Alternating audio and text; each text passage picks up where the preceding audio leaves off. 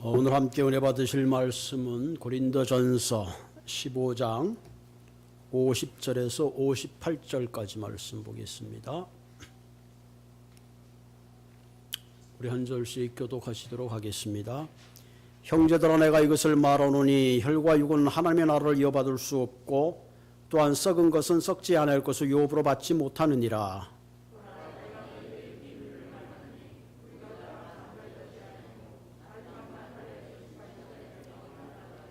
나팔소리가 나며 죽은 자들이 썩지 않을 곳으로 다시 살아나고 우리도 변화되리라.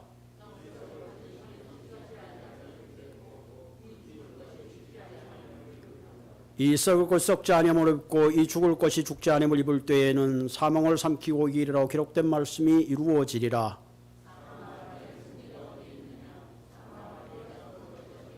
사망이 쏘는 것은 죄요 죄의 권능은 율법이라.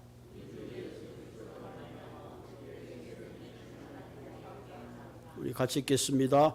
그러므로 내 사랑하는 형제들아, 견실하며 흔들리지 말고 항상 주의 일에 더욱 힘쓰는 자들이 되라. 이는 너희 수고가 주 안에서 때리지 않은 줄 알미라. 아멘. 제가 11월 28일 주일날 고린도전서 37번째 영광스러운 몸이라는 제목으로 말씀을 나누었습니다. 그리고 크리스마스가 되고 새해가 돼서 예수 그리스도의 강림과 또 성탄에 대한 설교, 새해에 대한 설교를 나누었습니다. 오늘 계속해서 우리가 고린도전서의 말씀인데요. 그때 그리스도의 영광스러운 몸이라. 그래서 첫째는 파종의 원리라. 씨앗이 땅에 떨어지면 썩어서 많은 열매를 맺듯이 우리의 삶이 그리스도 안에서 하늘의 미랄처럼 썩어지는 삶이 될 때에 많은 열매를 거둔다 그랬죠. 두 번째는 보응의 원리라. 내가 무엇을 심느냐에 따라 거둔다 그랬죠. 내가 사랑을 심으면 사랑을 거두고 미움을 심으면 미움을 거둔다 그랬습니다. 많이 나누어 주면 많이 오게 되어 있죠. 아주 심플합니다. 내가 누구에게 베풀면 베풀수록 그 사랑은 내게 부메랑이 되어서 돌아오는 거죠. 우리가 그러자 내가 생일날 나는 선물을 별로 못 받는다. 그러는 사람은 다른 사람 생일을 열심히 챙겨보세요. 그럼 다음 해에 여러분의 생일 잔치는 풍성해지는 거죠. 세 번째는 은혜의 원리라 그랬죠. 때로는 우리는 부족하고 연약해서, 때로는 잘못 선택하고, 때로는 우리가 악을 심었지만 하나님은 때로는 그 악이 선이 되게 하시는 그런 은혜가 있다. 그래서 우리가 부활에 대한 여러 가지 이론적이고 체계적인 말씀을 나누었다면 오늘은 이 부활에 대한 마지막 결론적인 겁니다. 이때까지 부활에 대한 이론적인 것, 신학적인 것, 교리적인 것을 했다면 부활에 대한 확신을 갖는 사람은 어떤 태도를 가지고 살아야 되는가, 삶에 대한 실천적인 결론을 말하고 있는 거죠. 사람이 인생을 살아가는 데는 여러 가지 중요한 문제들이 많이 있습니다. 그 중에서도 가장 기본적인 문제가 의식주의 문제죠. 무엇을 먹고 무엇을 입고 어디에 사느냐. 우리 삶을 가만히 보면 다 거기에 국한되어 있죠. 좀 더 나은 옷을 입기 위해서, 좀 더 나은 집에 살기 위해서 어떻게 보면 일생 동안 애를 쓰는 거죠. 그럼 이 의식주의 문제가 해결되면 끝이 나느냐? 결코 그렇지 않죠. 이제는 더 많이 벌기 위해서, 때로는 좀 더 큰 학식을 얻기 위해서, 때로는 세상의 명예와 인정을 받기 위해서 끊임없이 달려가는 거죠. 그러나 여러분, 우리 인생의 여러 가지 과제가 중요하고 할지라도 이 죽음이라는 문 앞에서 설 때에 우리는 그 모든 것이 다 부질없다 하는 것을 우리가 깨닫게 됩니다. 내가 공부를 아무리 많이 하고 아무리 많은 돈을 쌓았다 할지라도 죽음이 찾아오는 그 순간에 그 모든 것들은 한순간에 다 쓸모가 없는 것들이 되고 마는 거죠. 어떤 의미에서 죽음은 우리의 삶을 송추임 때 삼켜버리는 세상에서 가장 강력한 힘이 아닐까 그렇게 생각합니다. 그런데 만일 우리가 이 죽음이라는 권세, 죽음의 힘을 넘어설 수 있다면 적어도 우리는 모든 두려움의 차원을 넘어서서 새로운 인생의 삶을 향하여 달려갈 수 있을 것입니다. 1990년대에 나온 영화입니다. 지금도 유튜브에 들어가 보니까 쇼타임이라 그래가지고 영화가 있어요. 아마 여러분 집에 가시면 한번 이렇게 보시면 좋을 것 같아요. 거기에 그 버트라는 형사가 있습니다. 평소에 굉장히 소심하고 겁쟁이 형사입니다. 근데 어느 날 병원에 갔는데 병원에서 진단을 했는데 당신은 앞으로 2주하고도 얼마 못 산다. 그런 진단의 결과를 듣게 됩니다. 내가 키모라고 이렇게 하면 고칠 수 있지 않습니까? 닥터에게 물어봤더니 더 이상 희망이 없습니다. 당신에게 남은 시간은 이제 거의 한 2주 정도밖에 남지 않았습니다. 사실은 이 진료 기록은 다른 사람께 잘못돼서 엉뚱하게 그 환자에게 전달된 거죠. 그런데 이 형사는 그 소리를 듣고 야, 이거 내가 죽고 나면 우리 가족을 어떻게 하지? 그래서 보험회사부터 찾아갑니다. 당신이 죽으면 한 35만 불의 돈이 나오지만 그걸로 우리 가족이 살 수 있을까? 고개를 갸우뚱하고 있는데 나오려고 그러는데 보험회사 직원이 버트를 부릅니다. 그러나 만약 당신이 형사인데 만약에 근무 중에 순직을 하게 되면 훨씬 더 많은 보험금을 탈 수 있습니다. 그런 얘기를 해줍니다. 이 얘기를 듣는 형사가 얼마나 그래 어차피 내가 2주 후면 죽을 건데 내가 형사하고 범인을 잡다가 순직하면 우리 가족을 위해서 훨씬 더 유익한 삶이 보장될 것이다. 그렇게 생각하고는 상사를 찾아가서 나를 더블 시프트를 달라 그래서 하루에 14시간을 일을 합니다. 너무 깜짝 놀랐죠. 평소에 소심하던 사람이 갑자기 강도를 잡고 막 무장한 사람들에게 막 그냥 들이대니까 감당이 안 되는 거예요. 강도들도 나중에는 너무 이상한 형사다. 도대체 저거 뭐 어떤 사람인가. 막 그렇게 하다 보니까 오히려 강도를 검검하고 많은 공을 얻고 그러니까 보니까 이제는 경찰에서 그 사람을 인정하고 상을 주고 승진을 하게 됩니다. 나는 죽으려고 애를 쓰는데 이게 엉뚱한 방향으로 삶이 잘못되어 가고 있는 거죠. 마지막으로는 은행 강도가 있어서 자기가 있던 방탄복도 벗어버리고 총도 안 들고 막 총을 쏘는 강도를 쫓아갑니다. 강도가 총을 쏘도 피하지도 않고 하도 기가 막혀가지고 나중엔 빌딩 안에서 막 수류탄을 던져요. 그러니까 수류탄을 던져서 자기 옆으로 피해가니까 막 그걸 잡으려고 쫓아가는 거예요. 그 나중에 이제 그 영화 끝나는 장면은 얘기합니다. 당신에게 냈던 그 진로 기록이 잘못되었습니다. 그래가지고 평상시의 삶으로 돌아가는 그런 그 영화인데 한 번쯤 보시면 많은 것들을 생각하게 하는 그런 영화입니다.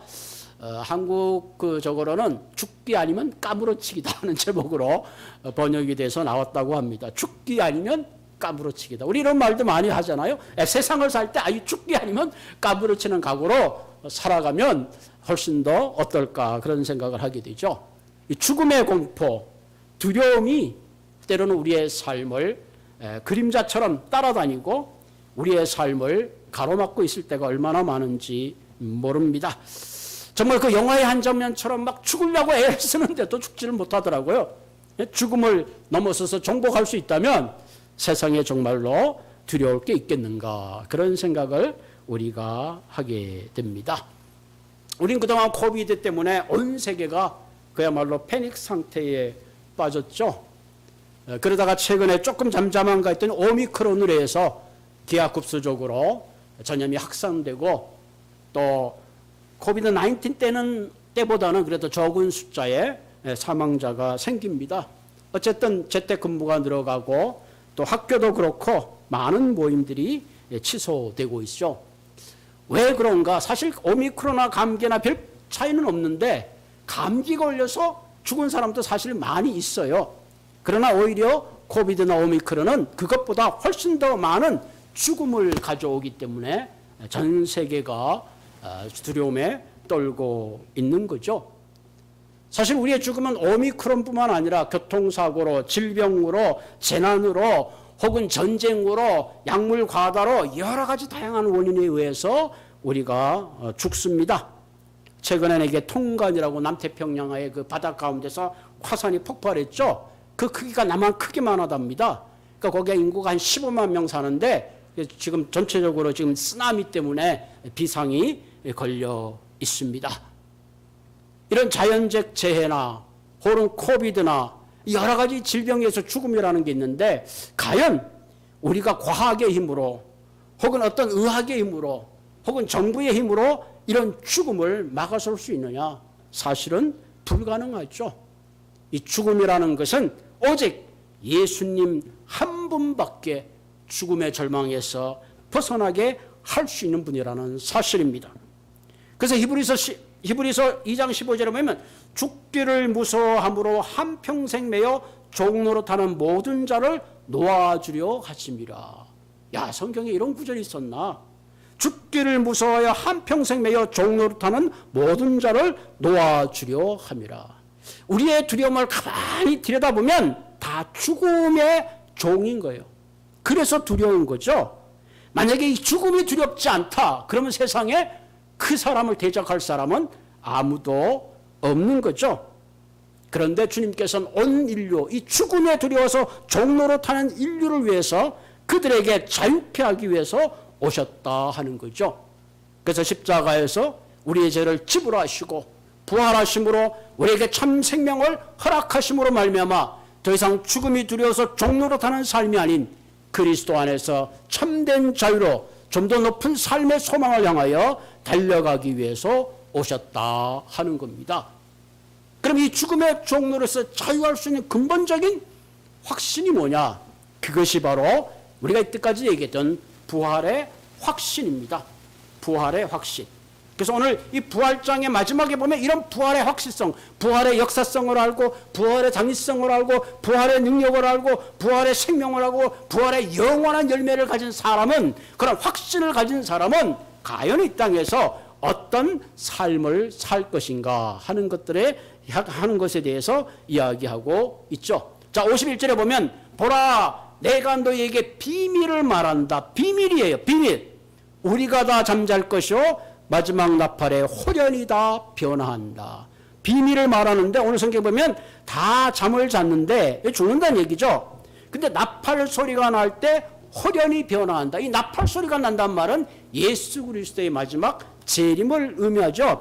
예수님이 나팔 소리와 함께 재림할 때에 모든 성도들, 모든 이들이 지금 새로운 모습으로 변화한다. 호련히 변한다는 말은 어프탈브라는 그릭 말이 이하는 순식간에 갑자기 눈 깜짝할 사이에 새로운 형태, 새로운 모습으로 변화한다는 거죠. 여러분 상상이 되세요? 데살로니가전서 4장 16절 17절에 이렇게 하죠. 주께서 호령과 천사장의 소리와 하나님의 나팔소로 친히 하늘로부터 강림하시리니 그리스도 안에서 죽은 자들이 일어나고 후에는 우리 살아남은 자들도 그들과 함께 구름 속으로 끌려올려 공중에서 주를 영접하시리니 그리하여 우리가 항상 주와 함께 있으리라. 아멘.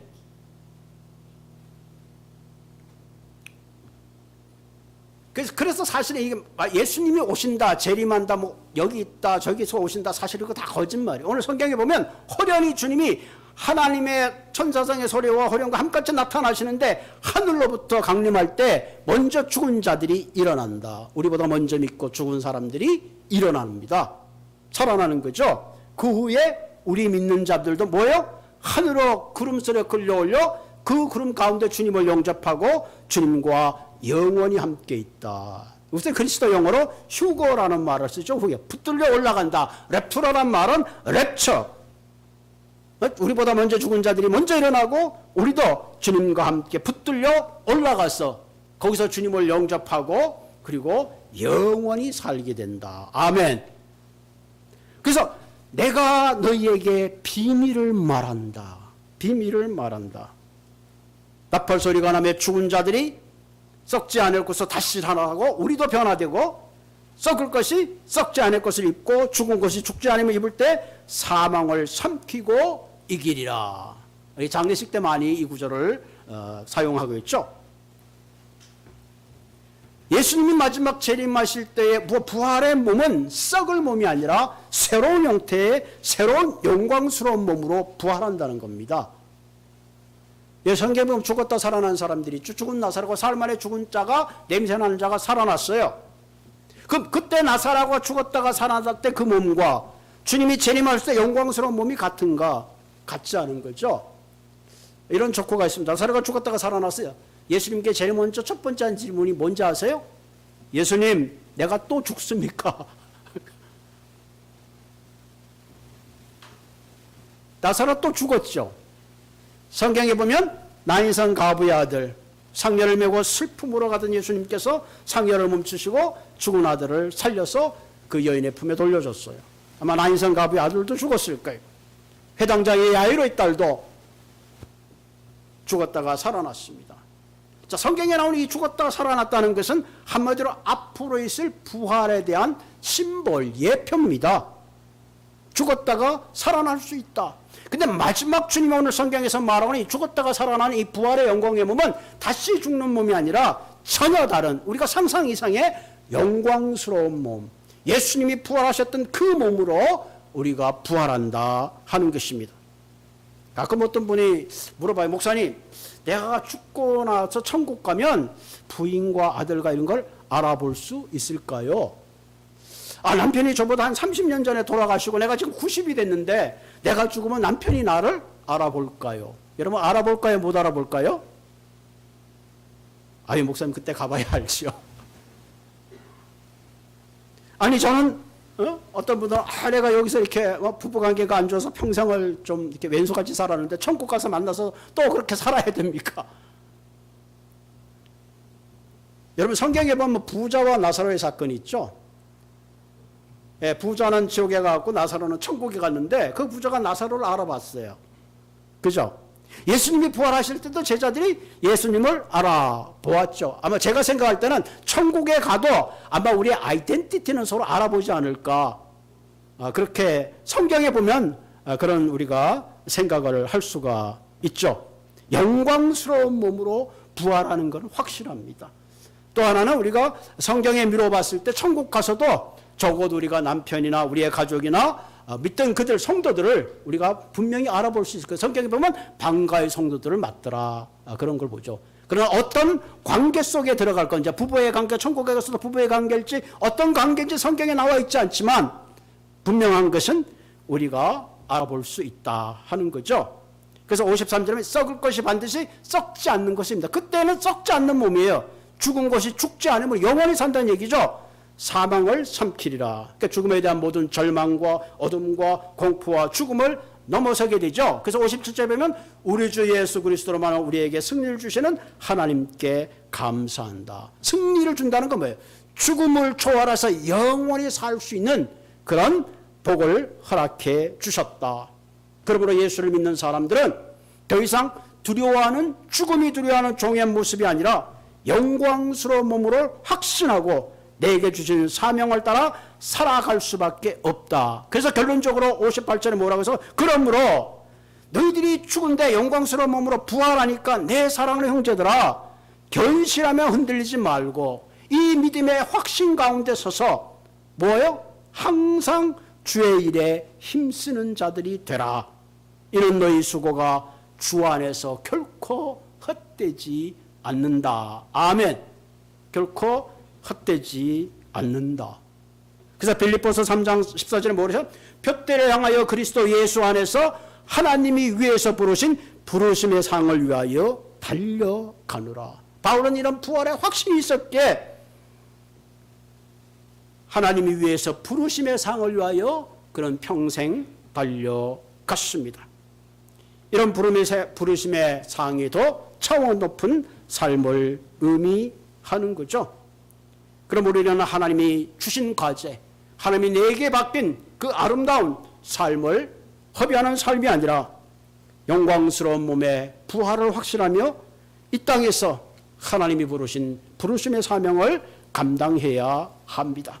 자, 그러기 위해서는 우리가 구체적으로 어떤 삶의 모습으로 살아야 되느냐 하는 거죠. 그 첫째가 체질의 변화입니다. 이런 부활의 확신을 가지고 있는 사람은 영적 체질을 따라 사는 것이 아니라, 육적 체질을 따라 사는 것이 아니라 영적 체질을 따라 살아야 합니다. 사람마다 육식적인 체질이 다르잖아요. 어떤 사람은 이 베지테리안, 야채를 좋아하는 사람이 있고, 어떤 사람은 고기를 하루만 안 먹어도 헛헛한 사람이 있고, 사람마다 다 체질에 따라 다르죠. 뭐 그래서 팔 체질이다, 모 체질이다, 한방에서는 이렇게 체질을 연구하잖아요. 또 어떤 사람은 어떤 걸 먹으면 또 알러지가 있어서 그 과일을 못 먹거나 어떤 특별한 음식을 못 먹습니다. 자, 이 모든 것은 다 육체적인 체질입니다. 육체적인 체질을 가지고 있는 사람은 육신의 소욕을 따라 사는 거예요. 본능적으로 살아가는 거죠. 목마르면 물을 마시고 배가 고프면 밥을 먹어야 합니다. 근데 성경에는 이 육적인 체질만 있는 것이 아니라 내가 예수를 믿는 그 순간부터 예수님이 내 안에 성령이 계시는 순간에 우리는 혈과 육이 아닌 영적 체질을 가지고 살아가는 삶이라는 거죠. 신체 발부는 수지 부모라, 부모로부터 내가 모든 걸 물려받은 것은 육적인 DNA라면 예수 그리스도를 믿는 그 순간에, 예수님이 내 안에 계시는 순간, 성령이 내 안에 거하는 순간에 내 안에는 육체적인 체질이 아닌 내 안에 영적 체질이 함께 존재하게 되고 그 성령이 나를 이끌어가는 체질로 변화된다는 사실입니다. 그래서 50절에 보면 혈과 육은 하나님의 나라를 이어받을 수 없고, 아주 단호합니다. 또한 썩을 것은 썩지 아니할 것을 유업으로 받지 못한다. 육적 체질을 가지고는 결코 부활의 영광에 참여할 수 없다. 그런 얘기죠. 왜 그러느냐? 육체적인 체질이 가지고 있는 열매가 다르기 때문에 그래요. 이 육체적인 체질과 성령의 체질은 늘 컨플릭트가 있어요. 이게 갈라디아서 5장 15절에 보면 육체의 소욕은 성령을 거스리고 성령의 소욕은 뭐예요? 육체의 소욕을 거스리기 때문에 서로 대적한다. 여러분, 사실 우리가 사랑과 미움은 대적하는 거죠. 어떻게 보면 이기적인 것과 나누는 건 대적하는 겁니다, 사실은. 그래서 성경에 보면 육체의 일은 분명하다. 그러니까 육체의 소욕이 이루는 게 뭐냐 도대체. 성경은 그것을 음행이라, 더러움이라, 우상숭배라, 분쟁이라, 시기와 분열과 투기와 술취함과 방탕함이라. 이것이 육체가 가지고 오는 열매입니다. 이런 열매, 이런 체질을 갖고는 절대로 하나님의 유업을 받을 수 없다. 그렇기 때문에 우리는 육체적인 체질을 따라 사는 것이 아니라 영적 체질을 따라 살아야 하는 겁니다. 그럼 영적 체질을 갖게 할 때에 이 영적 체질을 통해서 우리는 주님을 기쁘게 하는데, 이 영적 체질을 가지고 성령의 이끄심을 가지고 할 때는 우리가 얻게 되는, 우리가 거두는 열매가 뭐냐? 갈라디아에 나와 있죠. 5장 22절. 이 성령의 열매는 사랑, 희락, 화평, 오래 참음, 자비, 양성, 충성, 온유, 절제의 열매를 맺게 된다는 사실입니다. 진정 영광된 부활의 몸을 확신하는 사람은 이런 육체의 체질을 내려놓고 성령의 체질을 따라서 이런 열매를 맺을 수 있어야 합니다. 그러기 위해서 우리 날마다 기도하고 또 말씀의 훈련을 통해서 우리의 체질을 바꾸어 나가야 합니다.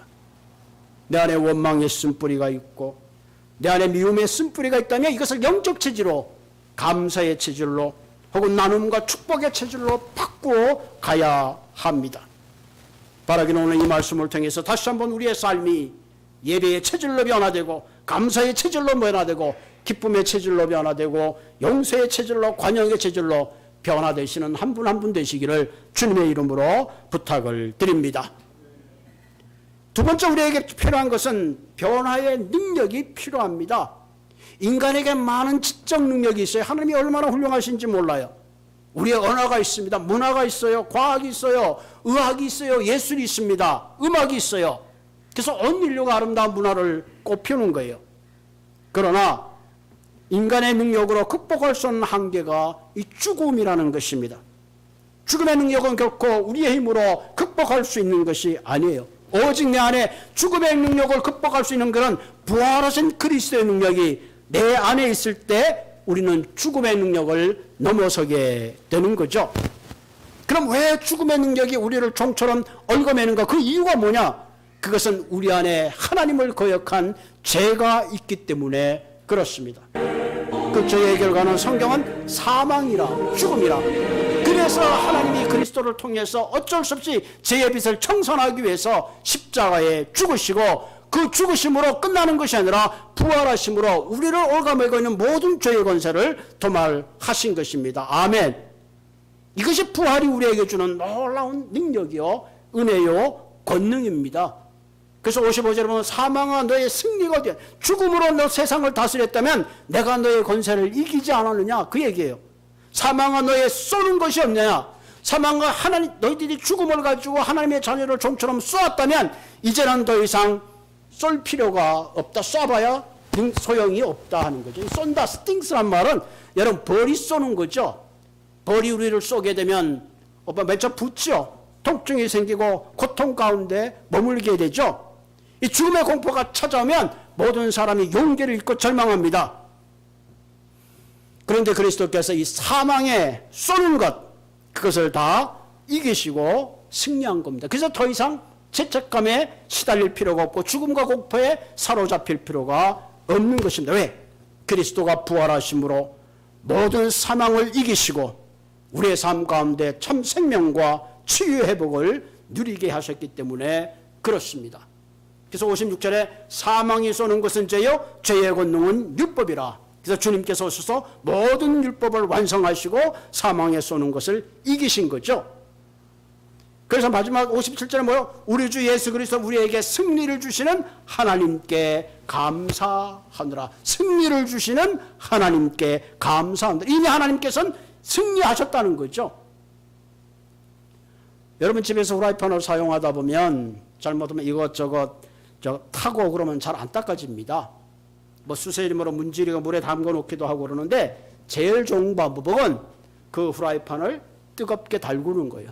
불에다 놔두면 그것들이 자연스럽게 일어나서 훨씬 쉽게 잘 우리가 후라이팬을 닦을 수가 있습니다. 마찬가지입니다. 우리의 육체의 체질을 바꾸는 것, 내 마음의 미움과 원망과 그런 불신앙을 떨어내기 위해서는 우리의 삶이 성령의 충만한 가운데 늘 들어가야 합니다. 그래서 여러분 우리가 기도할 때 가장 중요하게 기도해야 될 것은 성령의 능력 충만을 늘 위해서 기도해야 합니다. 내 안에 계신 성령이 나를 주관하고 나를 지배할 수 있도록. 그렇지 않으면 어느 순간에 나도 모르는 육체의 본성이 나타나서 서로 찌르기도 하고 때로는 상처를 줄 때가 얼마나 많은지 몰라요. 그러면 사랑하는 성도 여러분, 정말 부활 확신을 가지고 있는 사람들은 먼저 육적 체질이 영적 체질로 바꿔야 됩니다. 그리고 내 안에 부활의 생명이 있을 때에 우리는 진정 죽음의 차원을 넘어서게 되는 거죠. 마지막 결론적으로는 어떻게 해요?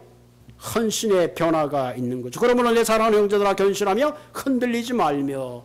건실하며 흔들리지 말라는 얘기는 흔들린다는 거예요. 이런 부활의 확신을 가지고 있으면서도 때때로 흔들릴 때가 얼마나 많은지 몰라요. 항상 주의 일에 더욱 힘쓰는 자가 되라. 항상 주의 일에 더욱 힘쓴다는 뭐예요? 우리가 어떤 일을 하면 힘을 써야 되잖아요. 힘을 써야 돼요. 우리는 쉽게 생각할 때가 참 많이 있습니다. 성경에 보면 이런 얘기가 있어요. 두 아들이 있는데 야 너 밭에 가서 일하라 했더니 큰아들은 네 그러고 가지 않았어요. 둘째 아들은 노 하고 갔습니다. 제가 이 말씀을 가만히 묵상하면서 이럴 때가 있어요. 우리가 교회 일을 하다 보면 때로는 기뻐서 기쁜 마음으로 할 수 있어요. 하나님의 은혜가 충만해서. 그런데 때로는 회장이기 때문에 때로는 다른 눈 때문에 때로는 의식적으로 책임감을 할 때가 있어요. 그런데 그것도 필요하다는 거예요. 오늘 왜 그러냐면은 너희 수고가 주 안에서 헛되지 않는다. 하기 싫은데 억지로 했는데도 하나님 그걸 기억해 주신다는 거예요. 할렐루야. 감사하죠. 여러분 부부가 살 때도 항상 기뻐서 사랑하는 마음으로 합니까? 때로는 책임감 때문에 의무 때문에 할 때도 그것도 사랑의 일부입니다. 여러분 효라는 게 똑같아요. 아들이 둘이 있어요. 둘째 아들이 엄마를 사랑하는 마음으로 뭐죠? 금가락질 해줬어요. 첫째 아들은 해주고 싶은 마음이 없었어요. 그런데 둘째가 하니까 장남이 어쩔 수 없이 해줬어요. 저는 그래도 그것도 효라고 생각합니다. 교회 일이 그렇습니다. 힘써 일을 해야 합니다. 때로는 다른 사람 눈치 때문에 일찍 오는 것도 그것도 감사한 거예요. 왜? 우리의 마음은 때로는 늘 경고하고 흔들리지 않은 게 아니라 수없이 흔들리기 때문에 그렇죠. 경고하고 흔들지 않으면 stay firm 하라는 얘기죠. Do not be shake. 뭐의 shake이요? 내가 부활의 핵심에 견고하게 서 있다면 흔들리지 않는다는 거예요. 거기에 내가 견고하게 서 있다면 어떤 두려움도 내가 이길 수 있다는 사실입니다. 주의 일에 항상 힘쓰는 자가 되라. 왜? 모든 소고를 하나님이 기억하시기 때문에 그렇습니다. 우리가 힘들고 어려울 때일수록 더욱 기도하고 말씀을 붙잡고 앞으로 나아가야 합니다. 힘쓰는 자가 되란 말은 더 풍성하게 해주신다는 뜻을 담고 있습니다. 평안하고 핍박이 없을 때보다 더 힘있게 어려움 앞에 우리는 전진해야 합니다. 그러므로 우리는 내게 주어진 물질과 시간과 봉사와 헌신을 항상 주의 일에 힘쓴 자가 될 때에 하나님이 우리의 삶을 통해서 더욱더 풍성한 열매로 갚아주실 겁니다. 여러분, 이 세상의 인간들은 강한 것 같지만 과학과 기술이 발전한다 할지라도 눈에 보이지 않는 바이러스 하나 처리하지 못합니다. 아무리 과학과 기술이 위대하다 할지라도 죽음 앞에는, 생명을 위협하는 죽음 앞에는 속수무책입니다. 그러면 우리가 가져야 될 것은 세상에 희망을 두는 것이 아니라 하나님께 우리의 희망을 주고 새로운 차원의 회복과 치유를 위해서 달려가야 합니다. 오늘 이 말씀을 통해서 더 이상 육적 체질을 따라 사는 것이 아니라 영적 체질을 따라서 죽음의 종로도 사는 삶이 아니라 그리스도 안에 부활의 확신을 가지고 참된 진리를 향하여 그리고 신앙 안에서 견고하게 흔들리지 않고 날마다 주의 일에 힘쓰는 자가 되기를 주님의 이름으로 부탁을 드립니다. 같이 기도하겠습니다. 오 하나님, 눈에 보이는 것, 냄새 맡는 것, 들리는 것, 만져지는 오감을 따라 살아가는 저희들에게 오늘도 하나님 놀라운 부활의 비밀을 말씀하여 주시는 하나님, 그러므로 이제는 하나님 더 이상 죽음이 두려워 종의 노릇하는 육신의 체질을 따라서 내 삶을 허비하는 그런 삶이 아니라 이제 우리 한 사람 한 사람 부활의 능력 가운데 날마다 나를 부르신 푸름의 상을 향하여 우리의 시간을 드리며 우리의 물질을 드리며 우리의 재능을 주님께 드려가는 우리의 삶이 될 수 있도록 주님 인도하여 주시옵소서. 견고하고 흔들리지 않게 하여 주시고 하나님 날마다 이웃을 사랑하며 함께 섬기고 나누는 그런 삶의 자리로 나아가는 저희들 될 수 있도록 주님 인도하여 주시옵소서. 오 하나님, 이 옥수나대의 공동체를 주님 기억하여 주옵소서. 교회 리더들을 기억하여 주셔서 견고하고 흔들리지 말고 주님 재림하실 때에 영원히 우리 모두 들림받아 그 안에 영원한 삶을 살리라는 확신을 가지고 남은 이때에 더욱더 우리가 주님을 충성하며 이웃을 사랑하며 내게 맡겨주신 그 놀라운 복음의 비밀을 나만 아는 것이 아니라 이웃과 함께 나누고 전파하는 그와 같은 삶을 살 수 있도록 주님 인도하시고 함께하여 주옵소서. 늘 성령의 이끄심을 받게 하여 주옵소서. 그래야 네 안의 사랑과 충성과 온유와 오래 참음과 양성의 아름다운 열매들을 맺혀가는 한 사람 한 사람 되도록 축복하여 주시옵소서. 예수님의 이름으로 감사하며 기도드리옵나이다.